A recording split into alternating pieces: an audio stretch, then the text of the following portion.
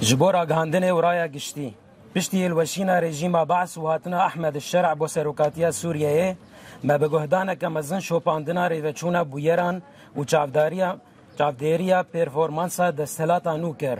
کمیته یک جبو کنفرانسا دیالوگان اجتماعی سوری هاتا آوا کرن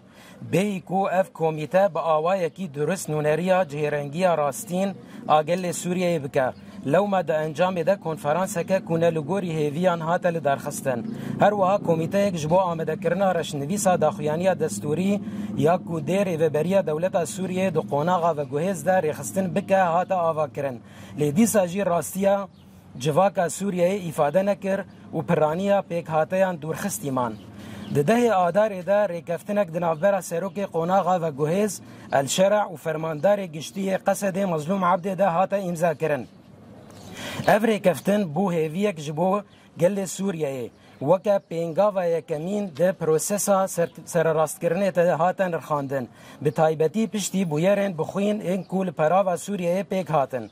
پشتی ویری کفتنه گل سوریه چاوره بو کو جنود کمیته کنفرانسا دیالوگ هر وها کمیته آمده کرنا رشنویسا داخویانی دستوری بین آوا کرن با آرمانجا هلبراندنا دیالوگ کن اجتماعی راستقین و راگهاندنا دستور که کوهیوی داخواز و امید انگل جواک سوریه بجه بینه لیبل پشتی سی روژان جویر کفتنه آنگو ده 13 ماه آدار ده احمد الشرع رشنویسا داخویانی دستوری یا کوجه آلیه کمیته برپرسیار و هاتبو آمده کرن امضا کر داکو گل سوریه بداخویانی که دستوری کو ولات جنوب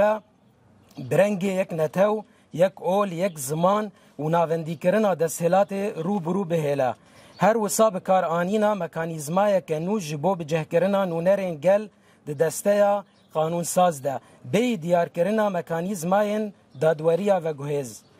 دما گوگل سوریه هیوی دکر کو بر به ولاتکی دموکراتیک و بچه اف دستور درکت هوله داکو گریدانا اولو دولت هین خورتر بکه و اوله بکه چافکانیه زاگون سازیه و دولت ده چارچووه اوله ده دور پیچ بکه و حمور گزین دموکراسی بن بی بکه تا آستا کو پیوا دموکراسی جی به تو آوایان درباس ناده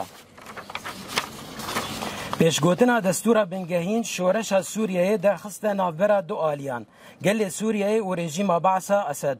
بی کو بحثا برخودانا گل سوریه لهمبری تروریزم و تاوان کو رخستن تروریست لدیجی وی گلی پیک آنینا به همان آوای پیشگوتن بحثا شرین رزگاری خواز و رول جنان دا آوا کرنا یک دستی سیاسی نوده نکر افجی هولدانه که اشکره جبو جنوبه البراندنا سیستما دستلاتداریا میرانه گولی دیجی خوستکن جواکا سوریه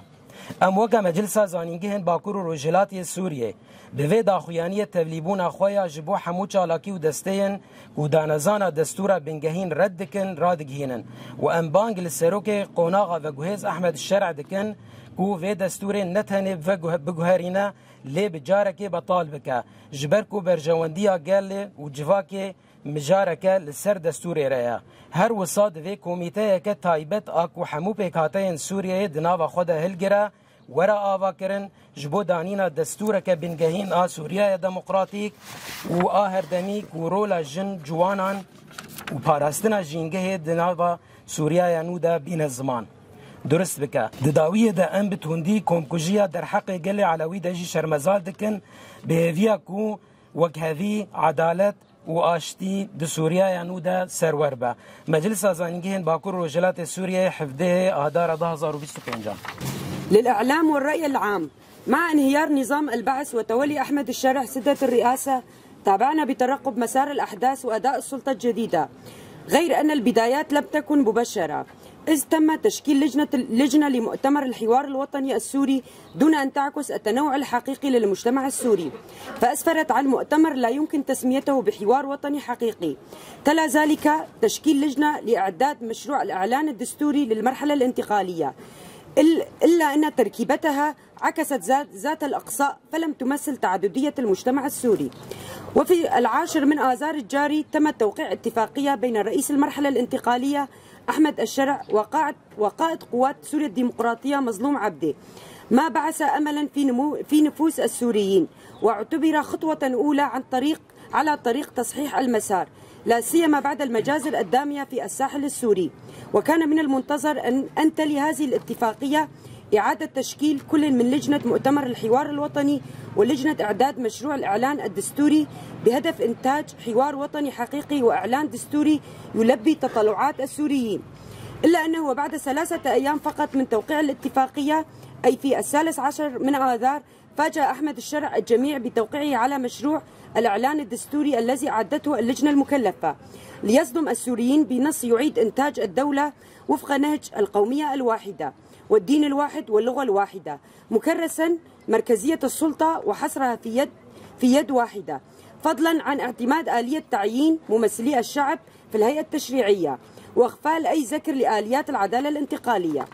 وفي حين يطمح السوريين إلى دولة مدنية ديمقراطية، جاء هذا الإعلان يؤسس لربط الدين بالدولة وجعله مصدرا للتشريع، محصورا في إطار دين بعينه، في تغييب تام لمبادئ الديمقراطية بل حتى لمفردتها ذاتها.